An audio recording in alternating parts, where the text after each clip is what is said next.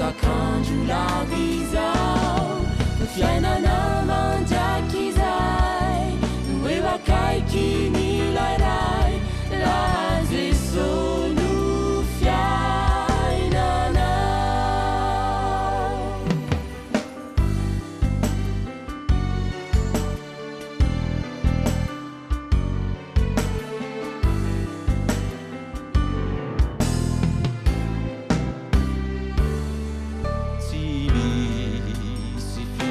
danampo grazie wanilani Jesosy kana mafiazany manjosy fahoriana antso Jesosy kahany mitalao fa izy anome fiadanana fifaliana rikiufiana baovao ni faurina situmanitsi uitanao rehefa izy no mitantana anao si fifaliana rikiufiana baovao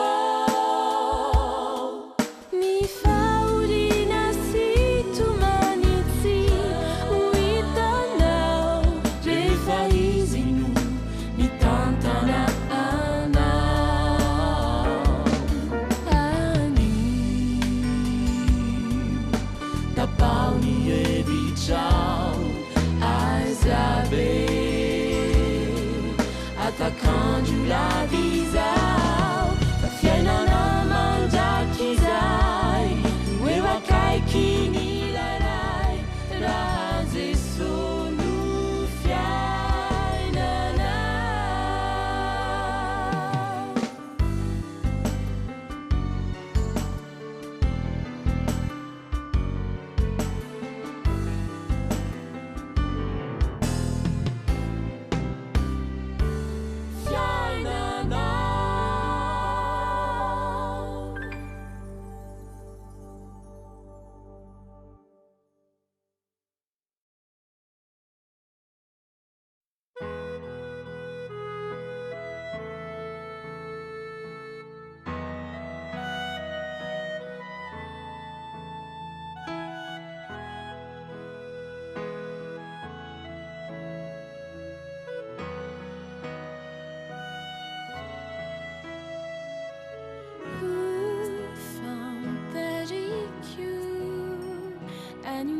Safidini fuku ma Jesosy tumpo na izao tontolo izao ranandinikao ny hilasary ny hoavy resy lahatrao Jesosy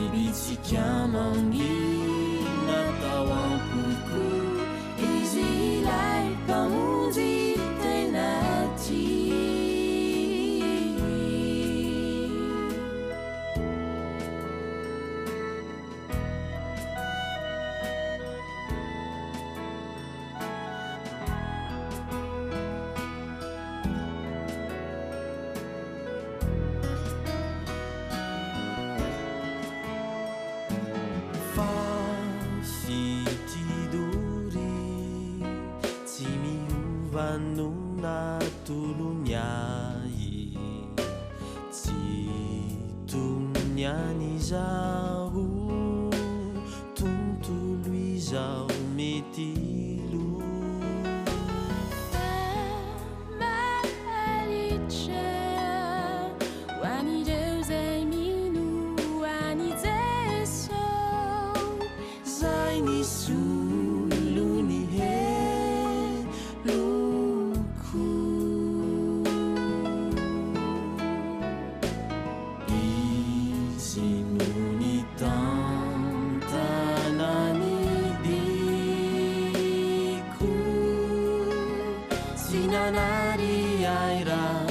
tujoa isalutra fizinunandray ny tanako namihinay taminy sandriko nibitsika mangina tao ampoko izy ilay mpamonjy tenati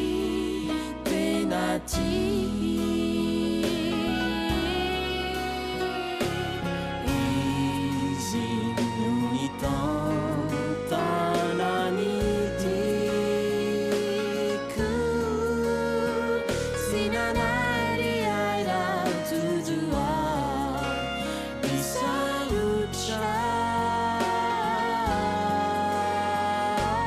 fizinunandray ny tanako namihinay taminy sandriko nibitsika mangina tao ampoko izy ilay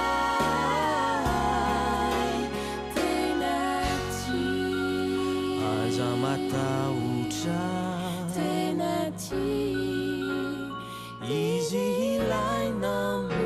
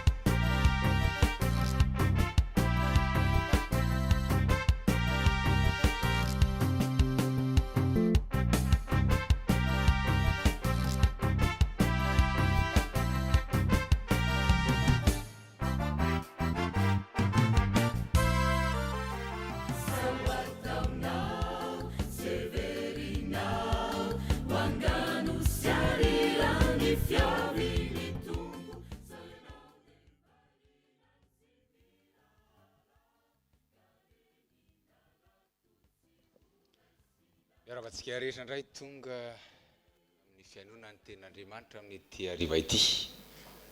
Mino fa salama tsara ianareo noho ny fahasoavan'Andriamanitra ary tsara ny andronareo androany. Ny tena marina dia mamirapiratra amin'izao ny masoandro misoron'Andriamanitra noho ny hafanana satria ny heverina angatsika androany. Malirivitsika dia niresaka momba ny hanina araka ny famotinana ataon-dranabavy teo. Androany hariva ny lohateny dia hoe ny filazana Jesosy no fanahin'ny faminaniana. Andeha ho fitinana kely indray mandeha indray ny hoe inona no nilazainy Jesosy tamintsika tamin'ny maliriva izay nomeny tamin'ny alalan'ireo mpaminany izay nitondrany teniny, ary ny mpaminany dia nahazo tsindrimandry avy amin'Andriamanitra mba hampita an'izany hafatra izany. ary ho Andriamanitra zay resahany iny dia tsy iza fa Jesosy ririany. Ka inona zany no lazainy Jesosy antsika omaly ariva izy nampitondrainy amin'ny alalan'ny mpaminany misesy satria izy nanoratra ny bokin'ny Levitikosy. Ny anatra momba ny hoe akataritaonitsika. Inona ny dikany hoe akataritaona? Ny dikany hoe akataritaona dia maloto. Ny Baiboly teny malagasy dia mandika azy hoe zava-padina, zavatra raran'Andriamanitra, zavatra tsy tokony hohanina. Ny fahalitoan'ireo zava-padina na ireo biby ireo riavana tahaka ny kisoatra dia fahalitoana le antsoina amin'ny teny frantsay hoe inhérente, efa ao aminy ao. Ka na ohatra ka andrahoanao amin'ny afo 1000 degré na 1,000 degré aza ny kisoatra na ny voalavo dia tsy adionao ovinana ovina izy. Tsisy olona afaka ilaza hoe andrahoako amin'ny afo 1,000 degré ty dia adio dia ho azoko hohanina amin'izay fa efa madio izy. Ireo zava-padiny ireo ireo zavatra maloto voalazan'ny testamenta taloha ireo, Levitikosy 1:1 zany, dia raran'Andriamanitra ny fihinanana azy tsika. Ary raha ohatra ireo ka mamaky Levitikosy 2:20 dia mahita fa ny fihinanana andreny zava-padiny ireny dia sokajian'Andriamanitra miaraka amin'ny fangalarana ohatra, amin'ny fanaovana ratsy amin'ny mpiarabelona ohatra, ilay antsoina hoe lalàna moral. Izany hoe rehefa mihinana le zava-padina na ireo zavatra maloto, izay rarana amin'ny Levitikosy 2:20 ny olona anankiray, dia tena mihinana maloto arabaky teny. Ary ny mihinana maloto dia tsy misy rano afaka nadio azy. Na rano 100 metra kibo azy ataonao anatin'ny piscine ho fanadiovana ny tenanao, dia tsy ho voasasa na ho voadeon'izany rano zany ny fahalitoana ara-panahy izay azo tamin'ny fihinanana andreny biby maloto raran'ny ten'Andriamanitra eny. Ny anatsika le hoe koinona. Inona le hoe koinona? Ilay antsoin'ny Baiboly malagasy, na dikan'ny Baiboly malagasy hoe zava-maloto. Amin'ny teny frantsay dia antsoina hoe souillé. Ny jiosy dia nihevitra ho isika fa ny gentilisa dia maloto, souillé, ary source d'impureté izy ireo. Izany hoe rehefa mikasika amin'ny gentilisa ny jiosy dia lasa maloto satria mifindrany aminy, satria misy transmission le fahalitoana, lasa maloto cérémonialy, ary dia tsy maintsy mandeha manadio ny tenany, fanadiovana cérémonialy ho isika. Ny jiosy rehefa tratran'izany fampikasoana amin'ny source d'impureté na ny zavatra maloto zany.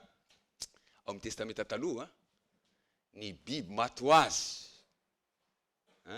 tsy nesorina zany ny rany fa maty ho azy noho ny mosary, noho ny tsy fisian-drano, sisa noho ny aretina koa angamba. Ny biby maty ho azy na biby madio na biby maloto dia lasa source d'impureté. Ary ny fikasiana azy dia lasa mampahaloto ara-tseremonialy ny olona anankiray. Ohatra, maty ho azy teny ny akoho, na maty ho azy teny ny omby, ka avy ny olona anankiray ikasika azy dia lasa maloto ara-tseremonialy ny olona izay nikasika azy iny. Fa raha ohatra ka akoho izay ny vonoina ny esorina ny rany, omby izay ny vonoina ny esorina ny rany, na dia kasina takanina ary dia tsy source d'impureté, amendra fahalitoana ara-tseremonialy zany. Ny kisoa moa zany, ny voalavo sy ny sisa rehefa maty ho azy dia mamindra an'izay inona ty hoe source ny tsy fahadiovan'izay. Ary hoe isika maleriva hoe ny jiosy indrindrandrindra ny fariseo rehefa isotro rano izy dia tatavanina aloha, satria sao dia nisy moka maty ho azy tao anatin'ny rano tao, ary iny moka iny maloto iny. Ka raha maloto iny ny moka iny milatsaka ao anaty rano ao dia lasa maloto le rano sotroina, dia rehefa maloto le rano sotroina dia maninona?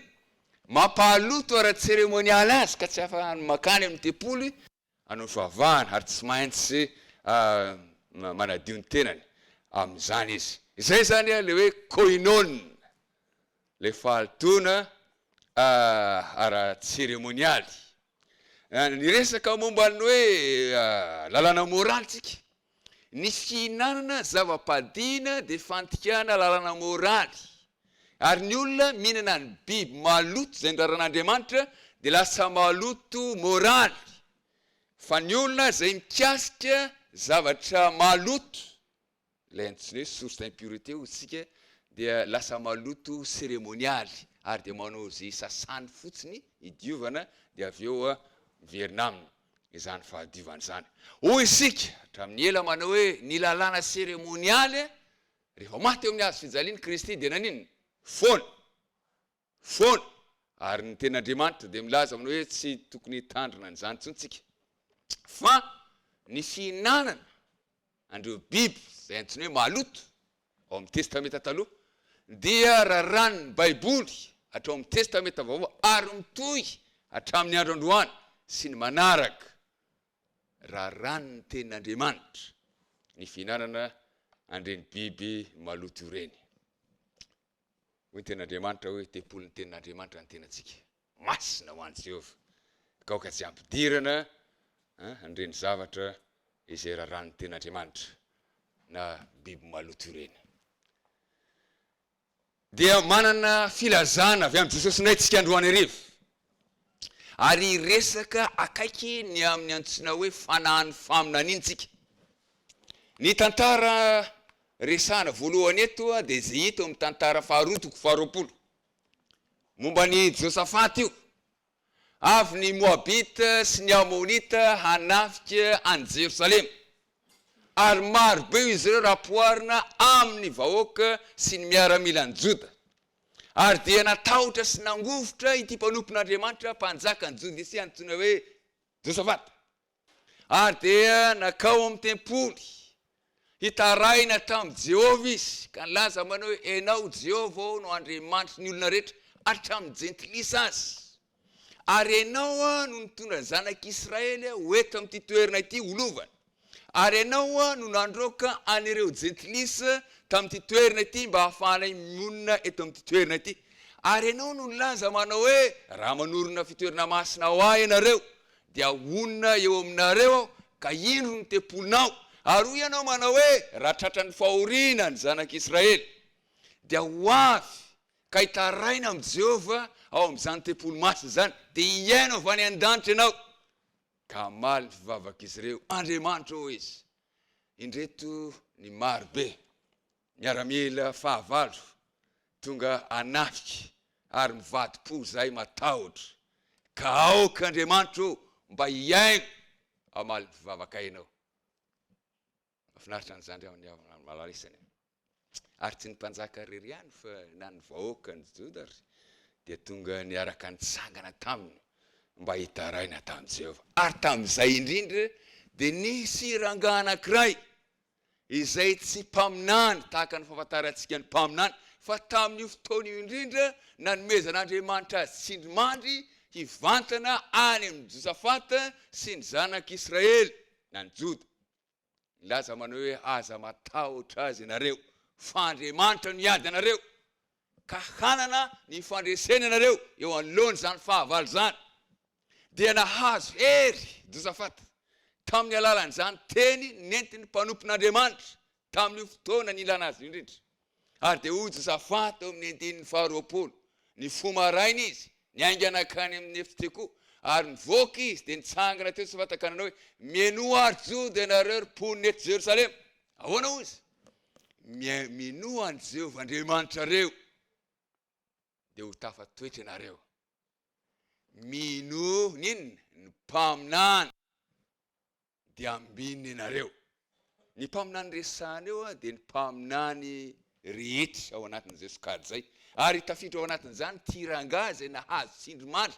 tamin'iny fotoana iny mba hampahery ny jiosy eo anatrehandreo fahavalo izay natrehiny mino ny mpaminany dia ninona ianareo izy izy ambinina ianareo izany hoe satria ady no atrehany zao de hoe handresy ianareo eo anoloany ny fahavalonareo ny mpaminany ry havana de manambara ninona ny amin'Andriamanitra manambara ny sitrapon'Andriamanitra izy zany no asany mpaminany ny mpaminany tsy voatery manao hoe maminany manao prédiction hoe amin'ny taona 3 dia ho président ranona. Ny mpaminany dia olona anankiray izay mitondra ny hafatra avy amin'Andriamanitra.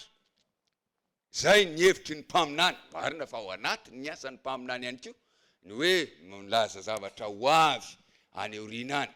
Ary hitantsika aoriana kely eo hoe ny fitsapana na ny testa ho an'ny mpaminany rehefa milaza izy manao hoe zaho ho filoha amin'izao taona, kanefa tsy lasa filoha izy amin'iny taona iny dia tena mpaminany avy amin'Andriamanitra izy mpaminany sandoka izy.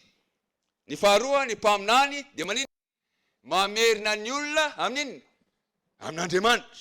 Indrindra ao anatin'ny fotoanan'ny krizy, ao anatin'ny fotoana fiemorana, ao anatin'ny fotoana fangatsiahana ara-panahy, ny mpaminany mamerina ny olona amin'Andriamanitra. Fa raha mpaminany izay voamaika manalavitra ny olona amin'Andriamanitra dia tsy mpaminany avy amin'Andriamanitra izy. Ny mpaminany dia mankahery ny olona fa momba azy ireo Andriamanitra, indrindra ao amin'ny fotoan-tsarotra izay hatrehany ho isika. Koa andeha ry resaka ny amin'ny fanomezam-pahasoavan'ny faminaniantsika. Ny leson'ny sekoly sabata tao amin'ny fiangonana adventiste herinandro vitsivitsy lasa zay dia miresaka momba ny fanomezam-pahasoavana, don spirituel.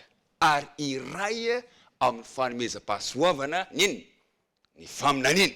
Ary hitantsika tamin'ny tantarany Josafata teo fa nisy olona anankiray zay tamin'iny fotoana iny indrindra ary tsy fantatra raha mbola mpaminany izy tao aoriana fa tamin'iny indrindra no nilain'Andriamanitra hampita ny hafatra fampahirezana ho an'ny vahoakany Jody izy.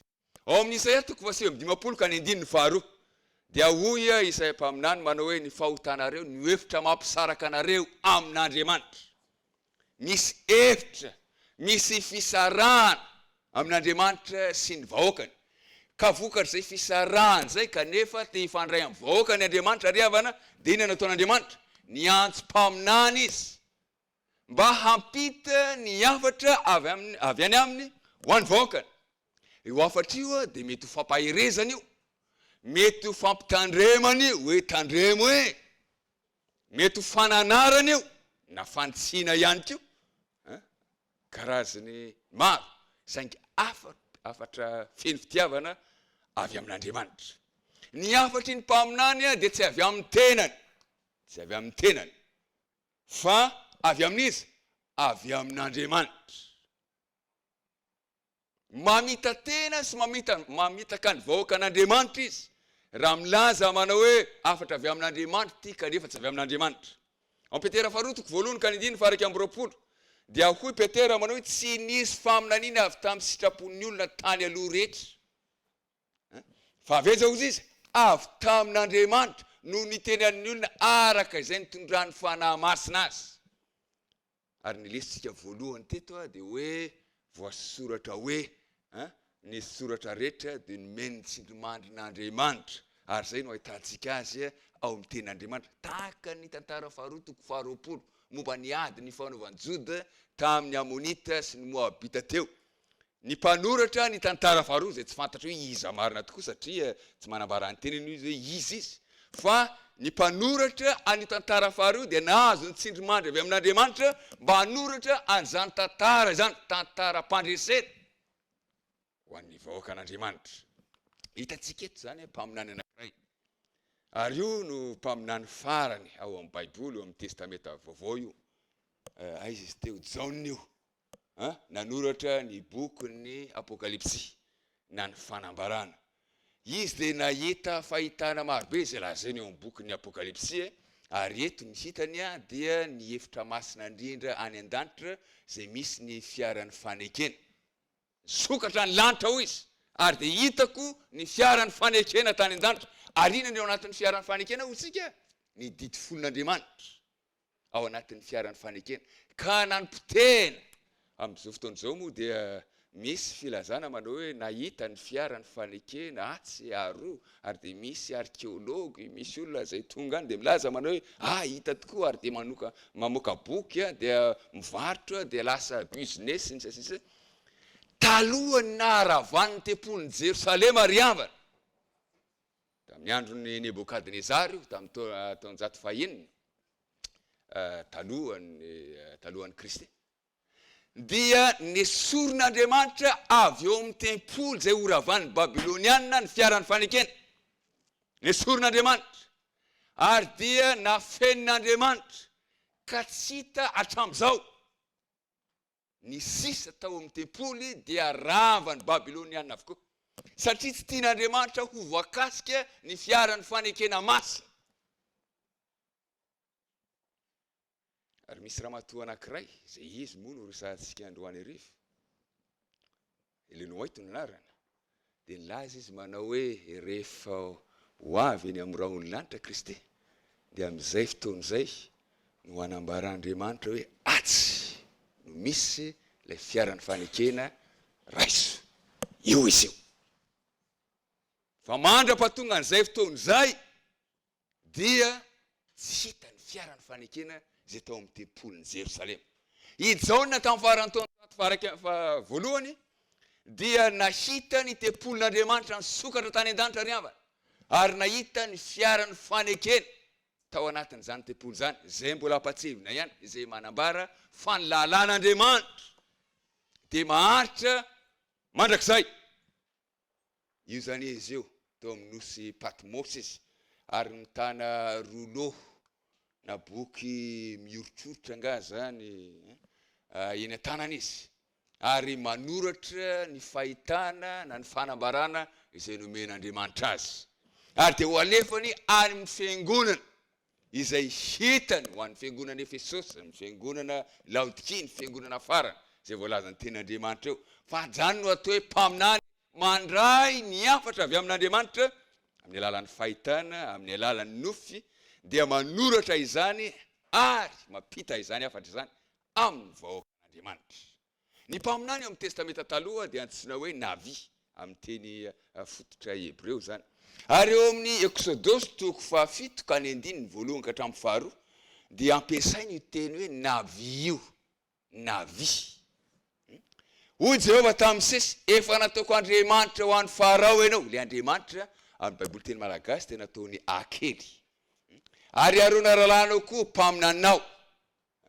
Ianao ilaza zay rehetra nandiko anao, ary arona rahalanao no mpaminanao. Azafady. Ilaza amin'ny Farao mba handefasany zanak'Israely hiala amin'ny tany avy any Egypte zany, andeha hamonjy ny tany Kanana zay nampanantenan'Andriamanitra ho an'ny zanak'Israely. Jereo ilay fanoharana eo. Ny fifandraisan'ny Mosesy tamin'ny Farao dia tahaka ny fifandraisan'Andriamanitra amin'ny vahoakany. I Mosesy mandray le afatra avy amin'Andriamanitra dia manome azy any Arona, satria Arona zany ilay mpitondra teny. Dia Arona no miteny amin'ny Farao.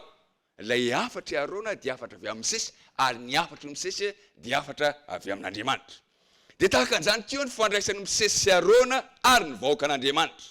Andriamanitra no miteny an'ny Mosesy, dia Mosesy ilay mpaminany mandray le afatra avy amin'Andriamanitra, dia Arona lasa mpaminany Mosesy satria izy no hitondra an'ilay afatr'Andriamanitra amin'ny vahoakan'Andriamanitra. Na amin'ny Farao moa zany amin'ity Exodosy 7:7 voalohany ka hatramin'ny 2:2. Izany hoe ny mpaminany zany na i Arona dia mpitondra teny, porte-parole amin'ny teny fototra dia antsoina hoe prophétesse.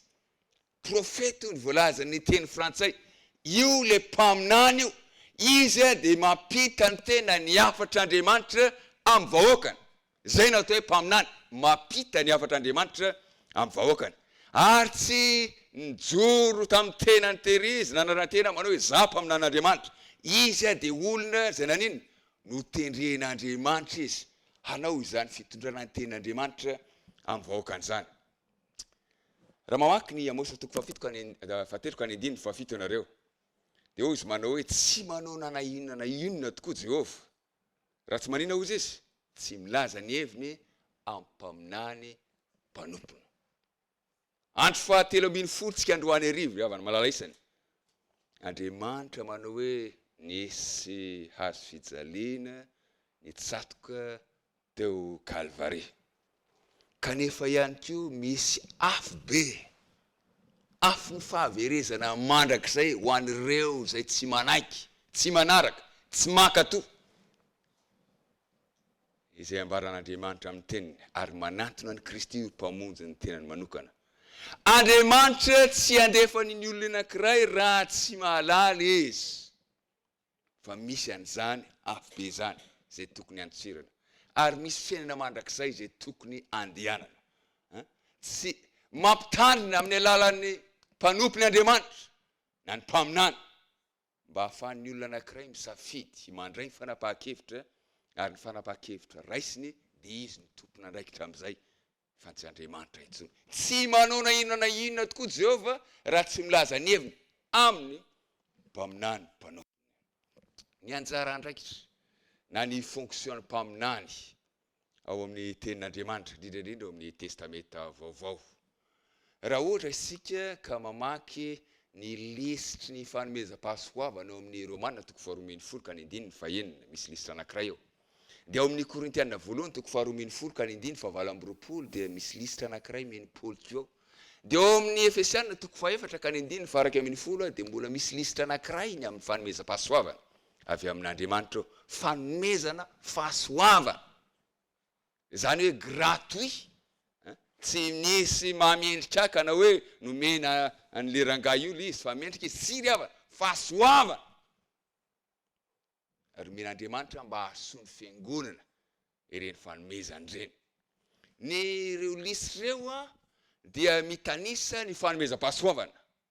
Ka ny fanomezam-pahasoavana momba ny faminaniana na ny profesia zany dia na laharana voalohany na laharana faharoa amin'ireo lisitra reo. Raha mamaky andreo andalateny ireny nareo. Ny tianambara dia zao manana toerana lehibe eo amin'ny fanomezam-pahasoavana ny fanomezam-pahasoavana ny faminaniana. Zava-dehibe zay. Ny manaraka an'izany dia miresaka ny amin'ny lasa na ny fonction na ny responsabilité ny mpaminany ny tenin'Andriamanitra. Voalohany ohatra avy eo amin'ny Efesiana 2:20-20 dia hoy ny tenin'Andriamanitra hoe ny mpaminany dia nanampy tamin'ny fananganana ny fiangonana. Ny apôstôly Paoly dia nilaza hoe natsangana teo ambonin'ny fanorenan'ny apôstôly sy ny mpaminany ary Jesosy Kristy ny fehizoro indrindra. Jerevy tsara fa apôstôly dia mpaminany ary niorina teo ambonin'ny reny fiangonana hoy izy ary Kristy ny fehizoro indrindra. Marina fa nilaza Kristy manao hoe tambon'ity vato ity no anorenako ny fiangonana. Fa ny apôstôly dia manambara ihany koa hoe nanana toerana lehibe ny apôstôly sy ny mpaminany satria teo ambony naorina no niorena ny fiangonan'Andriamanitra. Manaraka an'izany ny mpaminany dia nanokatra ny inisie zany amin'ny teny vahiny. Ny fitoriana ny filazantsara zay nataon'ny fiangonana. Nataon'ny fiangonana fa ny tsirairay avy tahaka ny Petera ohatra nakany amin'ny Kornelio olona tsirairay individuel zany. Fa ny mission nataon'ny fiangonana mihitsy andao andefa mpitory ny filazantsara dia tamin'ny alalan'ny mpaminany. Tamin'ny alalan'ny faminaniana ihany koa nanatanterahana an'izany. Hoy ny tenin'Andriamanitra manao hoe aoka hatokana Paoly sy Barnabasy hitory ny filazantsara ho missionnaire. Hitory ny filazantsara amin'ny Jentilisa. Hitanareo amin'ny asan'ny apôstôly 7:10 zany. Ny mpaminany dia nanome direction nanome torolalana zany ho an'ny fiangonana hoe aiza no andeha ireny missionnaire ireny. Mamaky ianareo ny asan'ny apôstôly 1:10. Nisy fotoana indray mandeha i Paoly sy ny mpiara-miasa aminy saika ho any amin'ny toerana anankiray.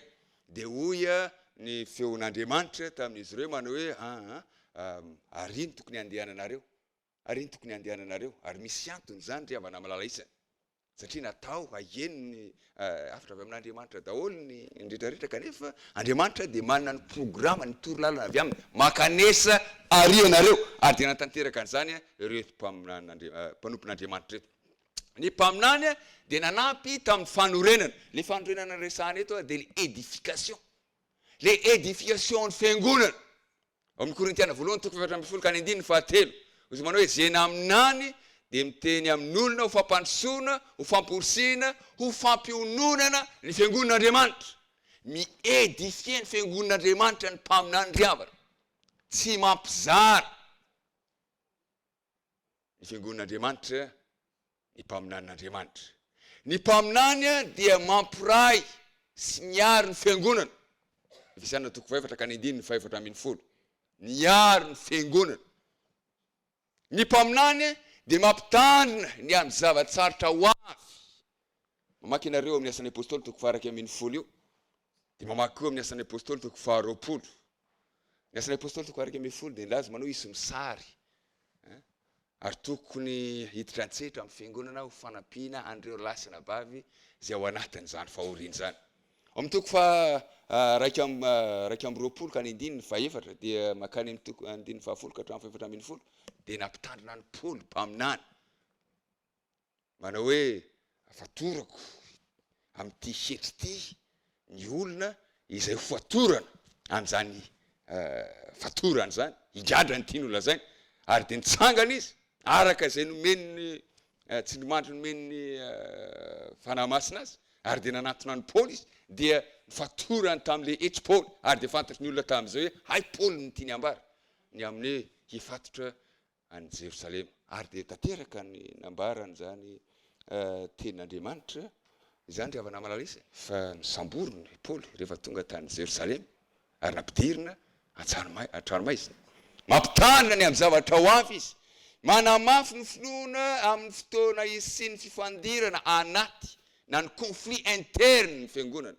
Ary zavatra mitrango amin'ny fiangonana zany rehefa namalalisy misy fankahazonao dia miditra antsetra ny mpaminany, manamafy ny finoana, mampahery ny olona, isika hoe mampitodika ny olona amin'Andriamanitra. Ny fanomezam-pahasoava amin'ny faminaniana dia hitranga amin'ny andro farany araka ny voalazany tenin'Andriamanitra. Voalohany indrindra dia mitohy ny fanomezam-pahasoavana, satria natao hanasoa ny fiangonana ny fanomezam-pahasoavana izay Kristiny manome azy, dia midika zany zay fa hitohy hatramin'ny andro farany ny fanomezam-pahasoavana ny faminaniana. Mandra-pahatonga antsika ho amin'ny firaisan'ny finoana sy ny fahalalantsara zanak'Andriamanitra ozy izy, dia ho lehilahy lehibe mahatratra ny ohatry ny alehibe ny fahafenon'i Kristy. Mahatonga antsika, mandra-pahatonga antsika moa tena marina koa zany, hanana ny maturité. Dia ilaina ny fanomezam-pahasoavana ny faminaniana. Tian'Andriamanitra tratran'izany tanjona zany ny vahoakan'Andriamanitra riavana. Ao amin'ny Tesaloniana voalohany toko 5 ka ny 10 sy ny 20. Dia hoy Paoly manao hoe aoka tsy hamahivanina inona ozy izy ny faminaniana. Korintiana voalohany toko 14 ka ny 10 voalohany, hoy Paoly manao hoe miezah mitady fitiavana, nefa maniry fatratra ozy ny zava-panahy, indrindra ny haminany. Saingy zao na te aminany tahaka n'inona ary ianao, ty mba ho atsoinao anisan'ny mpaminany ianao, ohatran'ireny le mpaminany eny amin'ny firenena misy atsika ireny.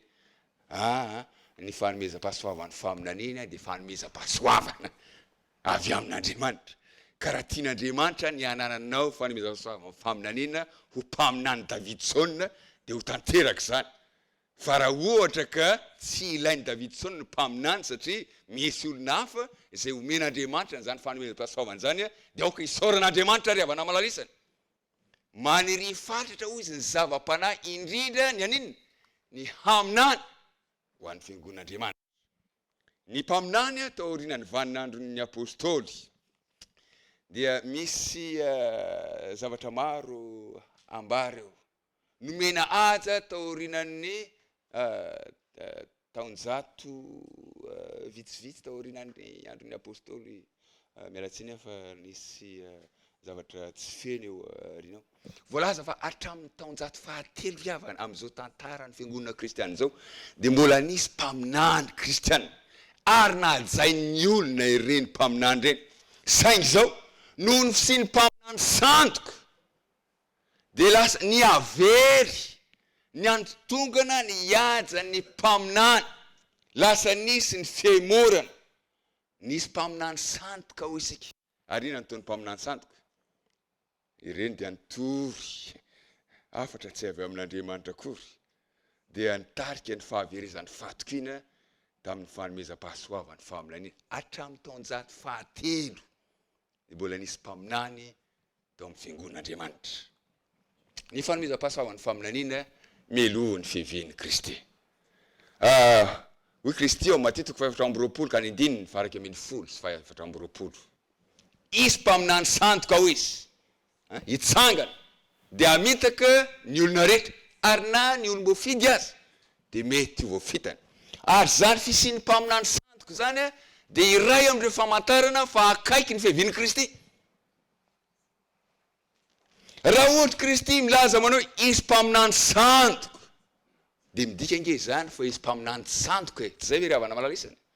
Izy mpaminany marina zay hanao ny asany mampitena mpaminany azy, saingy aoka hitandrina fa misy ny amitaka olona mampaminany azy. I Joela, Joela toko fahatelo ka ny andiny voalohany ka hatramin'ny faharoa, dia nanao zao faminaniana zao: andatsaka ny fanahiko amin'ny nofo rehetra aho izy, dia aminany ny zanakareo lahy na ny zanaka lahinareo sy ny zanaka vavinareo. Ary ny apôstôly Petera dia nampiasa n'io teny io satria dia naminany tokoa ny apôstôly tamin'ny andron'ny Pentekoste tanteraka zany. Ny zanaka lahinareo, ny zanaka vavinareo, hay tsy lehilahy ihany izy fa na ny vehivavy ary dia mety ho mpaminany.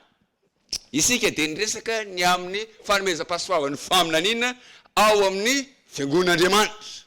Amin'ny fiangonana sisa, lay sisa resahana eto dia tahaka an'ireny le manao zavatra amin'ny sivandreny sy vaninao olo izy, dia milatsaka zay tsy ilaina. Na io milatsaka zay ilaina ihany kio arakaraky ny relatif io. Fa zay mijanona eo ino atao hoe sisa. Ary ny ten'Andriamanitra dia mampiasa an'izany terminolojia hoe fiangonana sisa zany ry havana malalisana. Ny fiangonana sisa dia voasoratra amin'ny Apokalipsy toko 12 ka ny andiny 7. Izao ny definition: mitandrina ny didin'Andriamanitra dia manana iny filazana an Jesosy. Any amin'ny andininy hafa dia izy manao hoe manana ny finoana an Jesosy. Mino an Jesosy izy ary mitandrina ny didin'Andriamanitra izy. Ny filazana an Jesosy io zany le expression terminolojia ampiasaina eto. Ny filazana an Jesosy na ny filazana Jesosy, mitombona lay dika teny anankiroa. Filazana an Jesosy zany hoe za milaza aminao reny amin'ny Jesosy androany hariva, fa ny filazana Jesosy izany hoe Jesosy no milaza, saingy milaza izy amin'ny mpanompony, dia ny mpanompony mampita azy amin'ny vahoaka an'Andriamanitra. Ny filazana Jesosy na ny filazana Jesosy dia milaza ny fanambaram-paminaniana izay raha mamaky ny Apokalipsy toko 7 ka ny andiny 10 sika sy ny 12 ka ny andiny 7, dia hitao ny definition na ny famaritana azy. I Jaona dia mifampiresaka tamin'ny anjely izay napita taminy ny afatra avy amin'ny Jesosy Kristy ary ampitaina amin'ny fiangonana. Hoy ny anjely manao: mpiara-manompo aminao ihany ako, mpiara-manompo aminao ako, izay manana ny filazana an Jesosy. Izany iny anjely zany milaza an'izy, milaza an Jesosy, zay zavatra nolazainy Jesosy. Dia amin'ny toko 12 ka ny andiny 7, mpanompo namanao ihany aho sady namany mpaminany rahalahinao. Raha tambatra eo andalan-teny anankiroa reo ny mpaminany dia manino? Manana ny filazana an Jesosy, mampita ny afatra avy amin'ny Jesosy, milaza ny amin'ny Jesosy. Ino zany? Milaza ny famonjena avy amin'Andriamanitra ho an'ny vahoaka an'Andriamanitra nge zany. Ny mpaminany manana ny filazana an Jesosy ray zay. Ny filazana an Jesosy no fanahin'ny faminaniana. Zany hoe rehefa miteny zany tsika hoe araka ny voalaza ny faminaniana, ny fanahin'ny faminaniana, zafady, araka ny voalaza ny faminaniana, ny tiany ho lazainy Jesosy, dia Jesosy dia nilaza mihitsy. Jesosy dia nilaza, ka na iza mpaminany zay nilaza zay lazainy Jesosy zay dia Jesosy no nilaza azy tamin'ny alalan'ny mpaminany. Jesosy no manambara ny tenany amin'ny alalan'ny tsindrimandry izay ataony fanahy amin'ny mpaminany. Jesosy manambara ny tenany amin'ny alalan'ny mpaminany ary amin'ny alalan'ny tsindrimandry no natanterahany an'izany zavatra zany. Vonjy amin'ny andro mahory na sekory moa zany ho azo antsoina azy ihany koa. Ireo misy fotoana sarotra atrehantsika eo amin'ny fiainana. Amin'ny Apokalipsy toko 12 ka ny andiny 7, izay navakitsika teo milaza manao hoe mitandrina ny didin'Andriamanitra ary manana ny finoana an Jesosy na ny filazana an Jesosy. I Satana dia voalaza ny ten'Andriamanitra ary avana amin'ny Apokalipsy toko 12 fa tezitra amin'ny zanaka sisa, amin'ny fiangonana sisa zay mitandrina ny didin'Andriamanitra sy mino an Jesosy. Loza nareo tany fa tonga any aminareo ny devoly miaraka mifahatezerina lehibe ho ny voalazan'ny apokalipsy toko 12 na hoana izy nitezitra satria ny akamaroany dia milaza hoe mihinany Jesosy fa ny amin'ny hoe ako hitandrina ny didin'Andriamanitra isika dia somary atao ambany zavatra ary ny tena marina izay tena mitandrina ny didin'Andriamanitra dia enjehana noho izany fahatokiny n'Andriamanitra izany ary tsy mahagaga raha tezitra amin'ireo sokajin'olona izay mitandrina ny didin'Andriamanitra sy mino an Jesosy ireo anankiroa reo ilay devoly fahavalo ny faharoa amin'ny andro farany voalazan'i Daniela toko 12 azafady ka ny andiny voalohany dia ozy manao hoe isy andro fahoriana izay tsy misy tahaka an'izany hatramin'ny ny firenena amin'ny fotoana ivelomantsika izao ry havana malalisana no tena ilana ny mpaminany na ny fanahy ny faminaniana ny afatra avy amin'Andriamanitra fahatelo ny filazana an Jesosy na ny fanahy ny faminaniana dia hanoro lalana ny vahoaka an'Andriamanitra mandra-pahatonga an'izy ireo ao amin'ny Kristy rehefa ho avy fandroany eny amin'ny raha Andro13 hanoro lalana azy ireo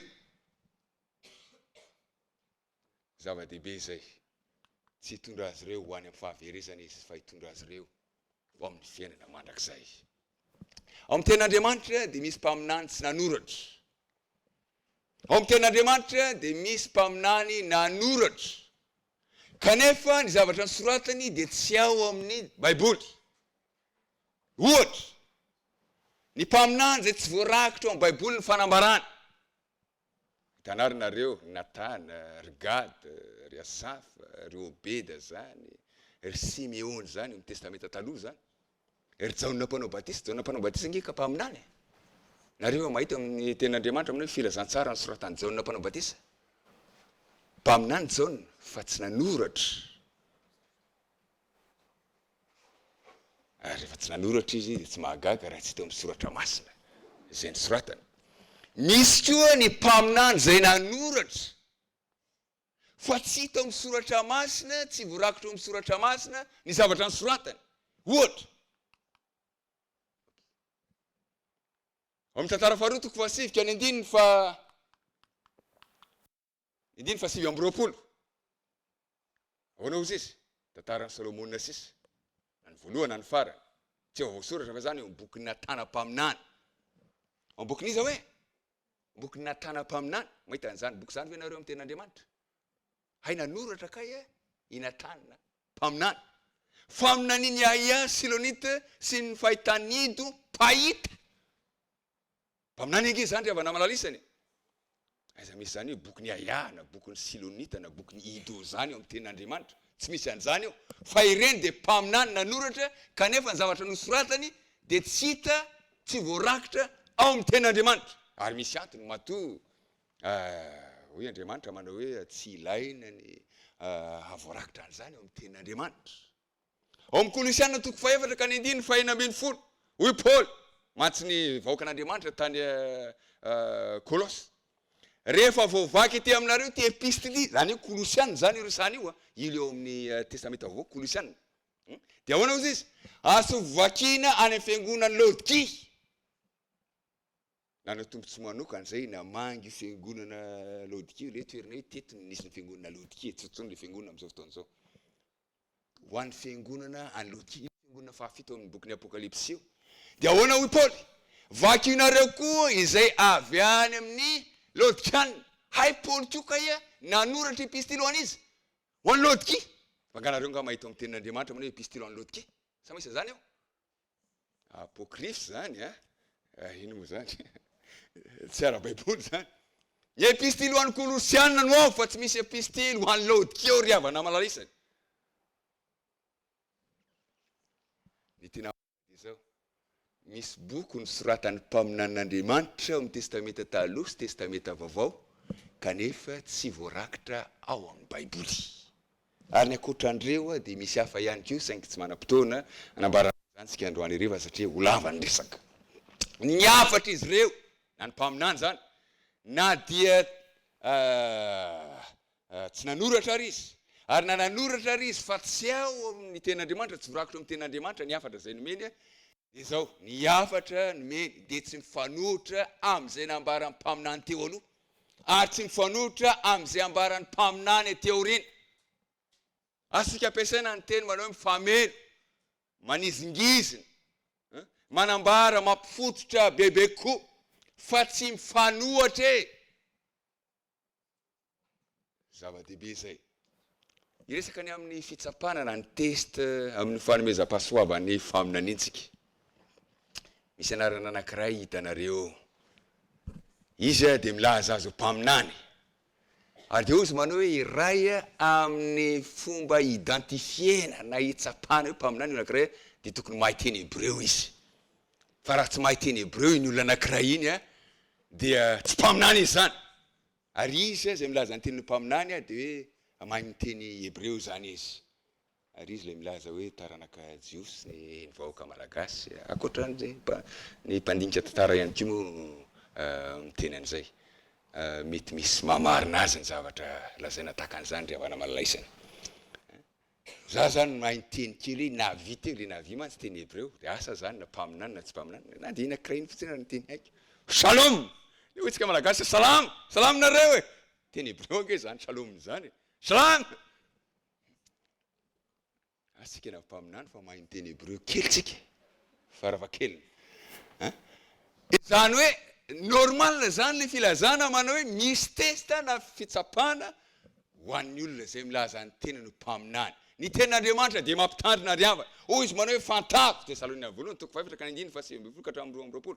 Aza mamono ny fanahy izy. Aza manao tsinotsinona ny faminaniana, ny fanomezam-pahasoavan'ny faminaniana, kanefa fantaro ny zavatra rehetra. Fantaro ny zavatra rehetra. Ataovy ny fitsapana na ny testa.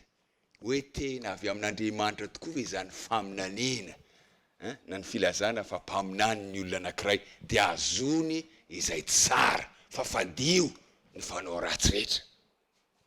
Ny fitsapana na ny testa dia misy zavatra maromaro eo. Fantanina voalohany, mifanaraka amin'ny Baiboly hoe niafatra izay omena. Amin'ny Isaia 9:20 dia ny tenin'Andriamanitra hoe ho amin'ny lalàna sy ny teny vavolombelona ihany. Lalàna. Ny teny vavolombelona tiany lazainao dia ny tenin'Andriamanitra.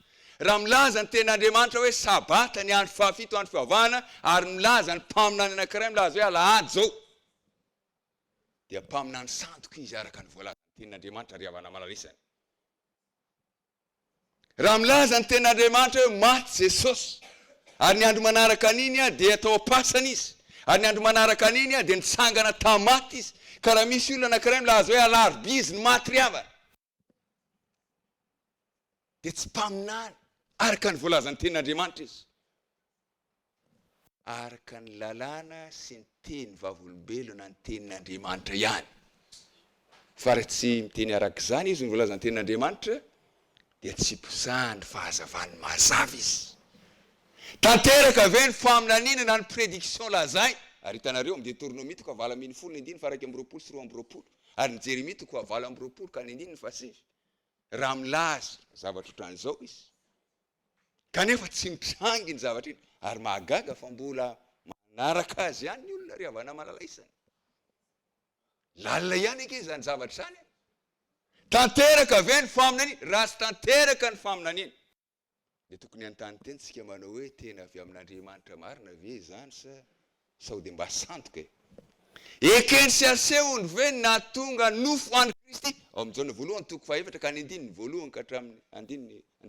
Jaona voalohany 5:1. Ny filazana hoe tonga nofo Kristy dia midika ihany koa manao hoe Kristy ange dia Andriamanitra. Le Andriamanitra tonga nofo. Raha milaza izy manao hoe nofo fotsiny Kristy tahaka ny olombelona rehetrarehetra dia tsy tenin'Andriamanitra zany. Sady nofo amin'ny maha-olombelona azy izy no Andriamanitra. Ny mpaminany dia milaza manao hoe Kristy dia Andriamanitra. Ray amin'ireo persona telo izay iray. Manao ahoana ny vokatra ao amin'ny fiainany? Inona ny fruit ao amin'ny fiainany? Petera 2:1-20. Olo masin'Andriamanitra ho izy. Ao Matteo 7:20 ka hatramin'ny 20. Ny vokany, ny voankazo avy aminy no ahitanareo azy. Sao dia zavatra ray nitorinika nefa ny fiainany zavatra hafa. pitaribaty vilambava hoy ny malagasy ny lazainy vavany hafa ny ataony hafa Galatiana toko 5:1 fa 7 ka hatramin'ny 7 ny inona ny voalazany eo ny vokatry ny fanahy masina vokatry ny fanahy masina raha lehilahy zany ohatra izy vokatry ny fanahy masina hoe fahalemem-panahy zany vokatry ny fanahy masina karaha ho lehilahy mamono vady izy ohatra lehilahy mamono vady izy de milaza hoe za mpaminan'ny Jehova vao tamin'io maraina io hita mangana be ny masondramatoa mpaminan'Andriamanitra ve zany manahoana ny vokatry ny fiainany pratika be nge zany ravana malalaisany ny fanahy faminaniana amin'ny fiangonana adventiste hamaranantsika azy ny fiangonana adventiste dia niorina tamin'ny 470 misy anarina hoe Ellen White eo izy io dia ray tamin'ireo olona anankitelo ny faharoa ny anankiray zany dia James White vadiny io ary anankiray dia Joseph Bates reo anankitelo reo nanorina ny fiangonana adventiste io Ellen White io araka ny fampianarana fiangonana adventiste ny fotompinoana zany dia nahazo fanomezam-pahasoavana faminaniana mena torolalana avy amin'ny tsindromandro ho an'ny vahoaka an'Andriamanitra mivelona amin'ny vanim-potoana fara io Ellen White io ilay hoe fahazon'ny fanany faminaniana zany na mampaminany azy dia nitsapaina natao testa mihitsy arabaka teny zany ara-baiboly tena nisy skeptika nge tao nisy ilay fa inao koa ve dia mpaminany zany dia nijerena ny testena mihitsy ny sasany dia nametraka nina fitaratra mihitsy teo anoloan'ny vavoniny teo ary to ny sasany rehefa nahazo fahitany Ellen White dia hoe korotano any mihira dia raina nge zay fa sisa mba kanefa tateoriana dia resy lahatra nilaza manao hoe tena mpaminany avy amin'Andriamanitra mariny ty olo ty vita ny fitsapana rehetra na rehetra tao ny sary hitantsika oriana kely eo dia manambara ny zavatra ny asa fanompona nataony dia nandritra ny 70 taona mahery nanomboka tamin'ny 470 zany ary maty tamin'ny 570 izy io ramatoa dia nandray fahitana mihoatra ny 2 ny velona sy ny asa tany Amerika dia taty Eropa tany Suisse dia tany Australie nanorohevitra nitory-teny nanoratra nanomboka asa vaovao nandritra ny 70 taona mahery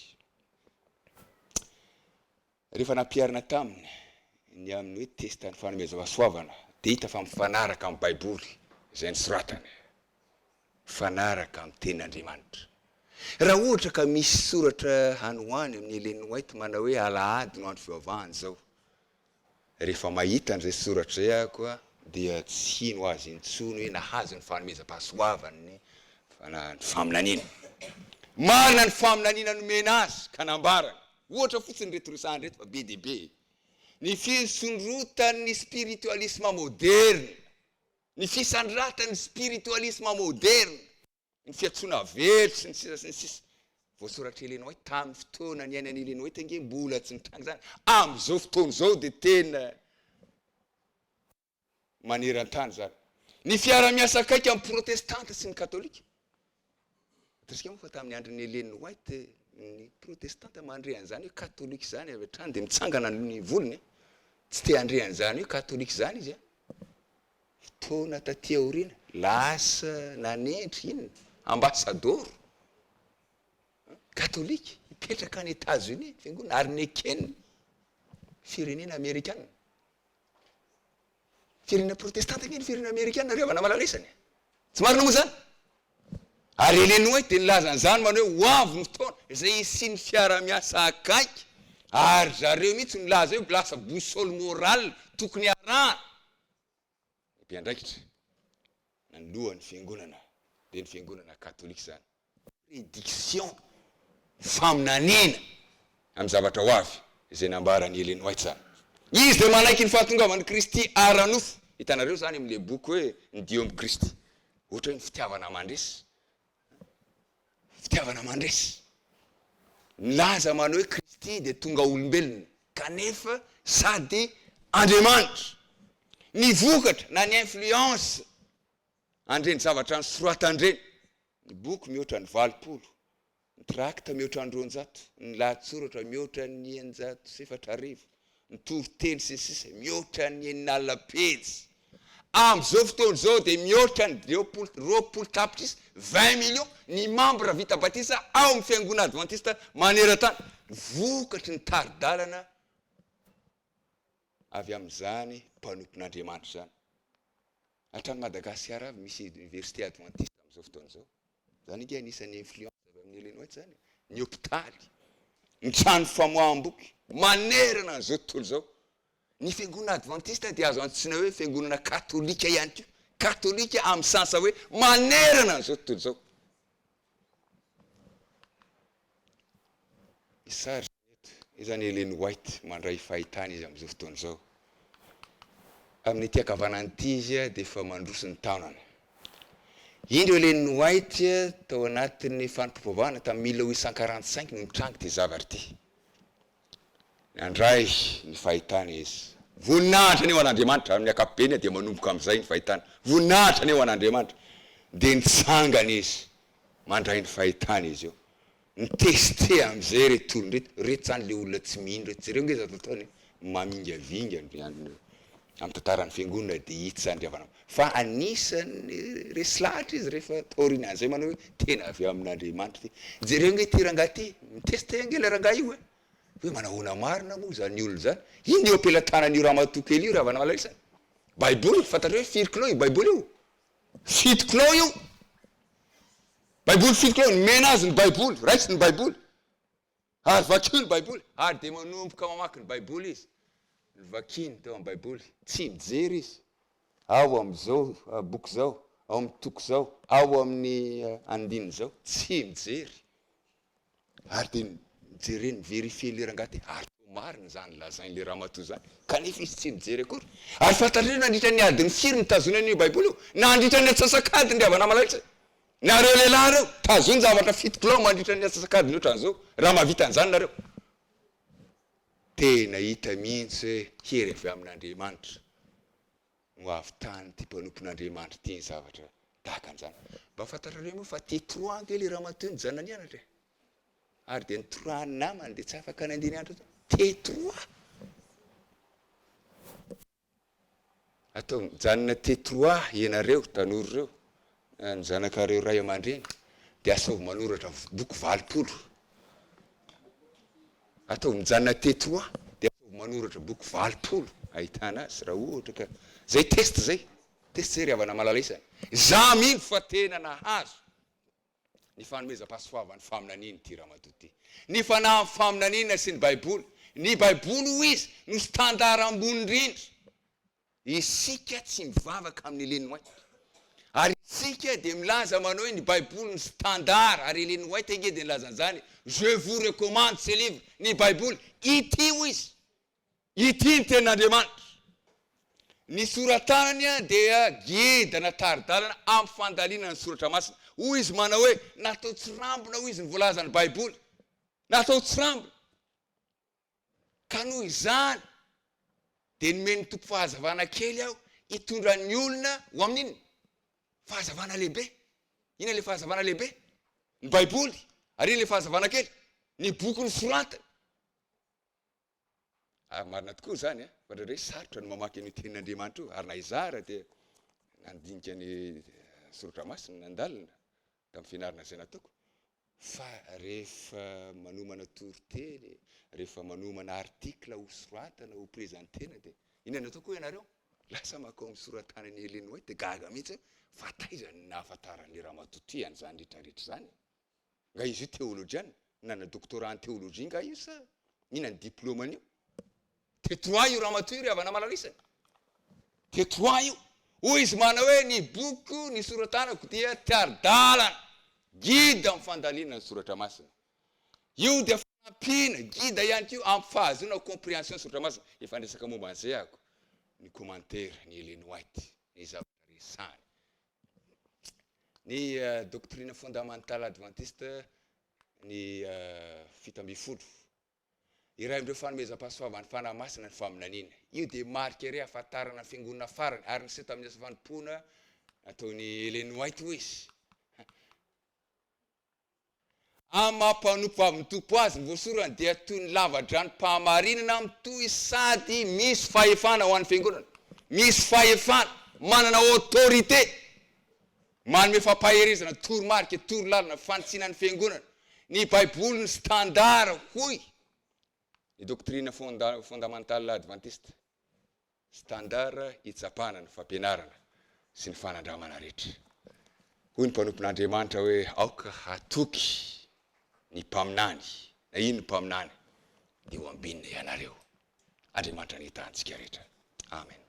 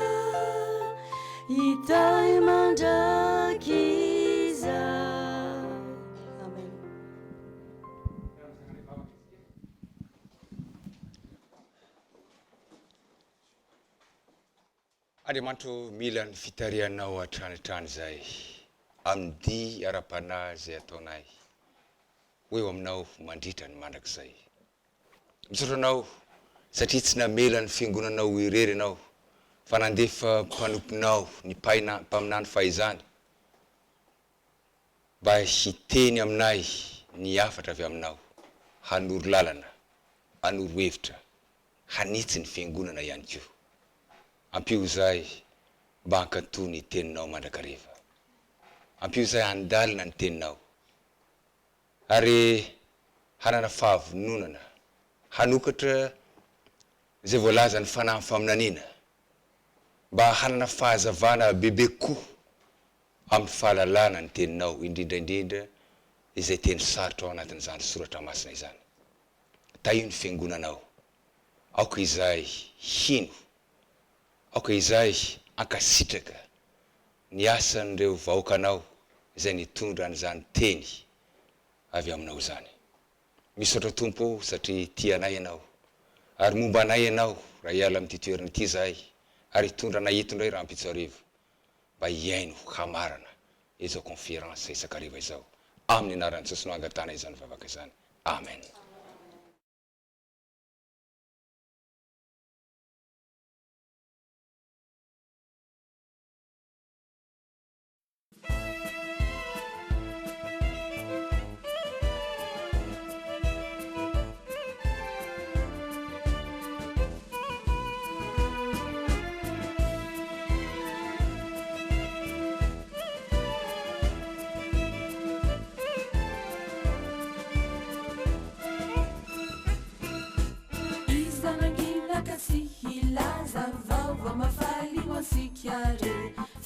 Panzaka ni panzaka uavikaui asanda cho avonifani hakariku afikunife baila zaku izainuku uavina Kristi beila zaku ni mala elusire utapana